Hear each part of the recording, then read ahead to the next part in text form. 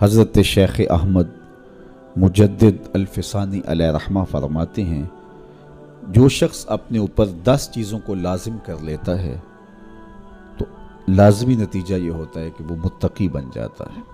وہ 10 چیزیں کون سی ہیں؟ سب سے پہلی بات آپ فرماتے ہیں زبان کو غیبت سے بچائے۔ اتقاء کے حصول کے لیے زبان کو پاک کرنا ضروری ہے۔ انسان کے زیادہ تر گناہ اس کی زبان کی وجہ سے ہیں، اور غیبت یہ بدترین عمل ہے، اور اس کو بدکاری سے بھی برا قرار دیا گیا ہے۔ الغیبت اشد من الزنا۔ تو اپنی زبان کو غیبت سے بچائے۔ دوسری بات ارشاد فرمائی کہ بدظنی سے بچے، کسی سے خواہ مخواہ بدگمان ہو جانا اور اپنے دل کو کسی کے لیے میلا کر لینا اور اس کی بدگمانی دل میں پالنا، تو یہ تقوی کے منافی ہے۔ تو کسی کی بدگمانی سے، بدظنی سے اپنے دل کو بچائے، زبان کو غیبت سے بچائے، دل کو بدگمانی سے بچائے، اور مسخرہ پن سے بچے، بات بات پہ ٹھٹھے مار کے ہنسنا اور اس طرح کی زندگی بسر کرنا۔ اور آج کل تو جب بھی دوست احباب اکٹھے بیٹھتے ہیں تو سنجیدہ اور متین باتیں کم ہوتی ہیں، زیادہ وقت لطیفوں میں ہی کٹ جاتا ہے۔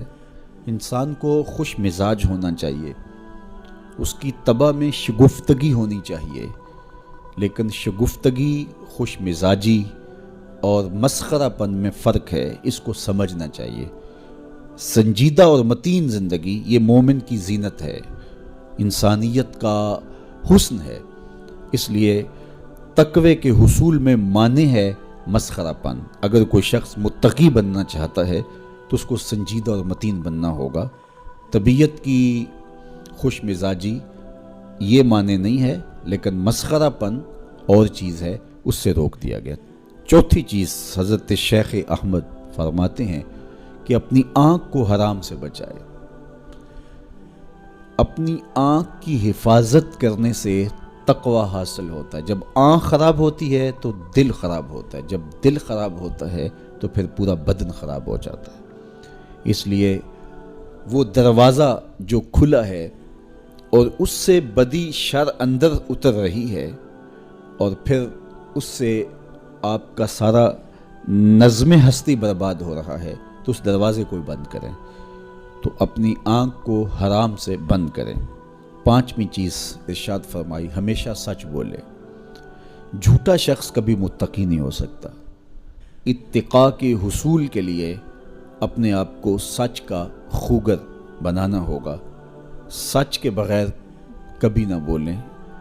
جھوٹ بولنے والے کی زبان سے شر پھیلتا ہے، اور جب کوئی شخص جھوٹ بولتا ہے تو حدیث پاک میں آتا ہے اس سے بدبو نکلتی ہے، جس کو عام لوگ تو نہیں سونگھ پاتے، لیکن اللہ کے فرشتے 1 میل دور پیچھے ہٹ جاتے ہیں۔ تو مومن سچا ہوتا ہے، مومن جھوٹا نہیں ہوتا، اور تقوی کے حصول کے لیے سچ شرط ہے۔ چھٹی چیز ارشاد فرمائی، ہر حال میں اللہ کا احسان مانے۔ جب کوئی بھی انسان پر بہتری آئے تو اس وقت یہ کہے کہ یہ میرے رب کا احسان ہے کہ مجھے یہ حاصل ہوا ہے۔ بہت سارے لوگ اپنی محنت کا نتیجہ قرار دیتے ہیں کہ یہ میں نے کیا تو اس کے نتیجے میں یہ ملا۔ بسا اوقات آپ کتنا سیدھا کام کر رہے ہوتے ہیں، کتنی محنت کر رہے ہوتے ہیں، لیکن نتیجہ اس کے برعکس آ رہا ہوتا ہے۔ سیدنا علی المرتضیٰ رضی اللہ تعالیٰ عنہ فرماتے ہیں، میں نے اللہ کو اپنے ارادوں کی شکست سے پہچانا، تو یہ اس کی کرم نوازی ہے کہ اس نے ایسا کر دیا۔ صحت میرا کمال نہیں، یہ اللہ کی عطا ہے۔ علم میرا کمال نہیں، یہ اللہ کی عطا ہے۔ لہجوں کی خوبصورتی یہ اس کی عطا سے ممکن ہے۔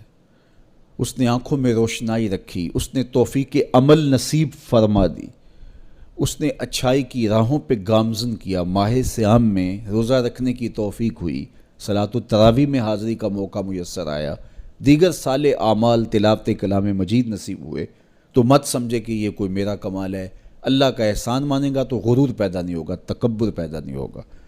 تو ہر حال میں اللہ کا احسان مانے، جو بھی خیر اس کو ملے وہ کہے یہ میرے رب کی طرف سے ہے، اور اگر اس کا کرم نہ ہوتا تو یہ عمل مجھے نصیب نہ ہوتا۔